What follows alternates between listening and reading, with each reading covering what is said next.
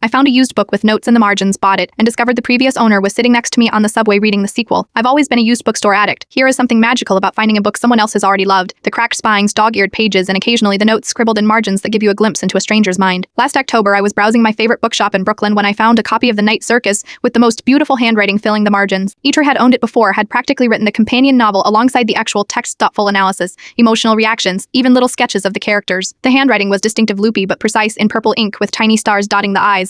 I bought it immediately and spent the next week completely absorbed reading both the novel and the mysterious previous owner's commentary. It felt like reading with a friend. I assumed it was a she from the content of some notes, had this witty and sentient way of connecting the story to literature, history, and philosophy. One note referenced how a scene reminded her of her childhood in Vermont. Another mentioned graduating from McSparb in 2018. I finished the book on a Monday morning and decided to take it with me to work, thinking I might reread some of my favorite passages during my commute. On the subway, I pulled it out just as a woman sat down beside me. She was reading The Starless Sea, which I knew was by the same author as my book. Good book, I asked, nodding toward her novel. Amazing. She smiled. It's my second time reading it. The first book was even better, though. I held up my copy of The Night Circus. This one. Her eyes widened slightly as she looked at the worn cover. Then she did a double take, focusing on the purple ink visible on the pages. Wait, where did you get that? She asked, her voice suddenly quiet. Used bookstore in Williamsburg. Why? With trembling fingers, she opened her own book to show me the margins, the same beautiful purple handwriting, the same little star dots over the eyes. Because I think that's my old copy, she whispered. We both sat there stunned, she explained. She'd sold a box of books 6 months earlier before moving apartments and had regretted letting The Night Circus go almost immediately. She'd been especially sad about losing all her notes. I handed her the book. Take it back, I insisted. Your notes were better than the novel itself. She laughed and refused. The universe obviously wanted you to have it, but maybe we could discuss it sometime. I don't know many people who actually read the notes in used books. We exchanged numbers and planned to meet for coffee that weekend.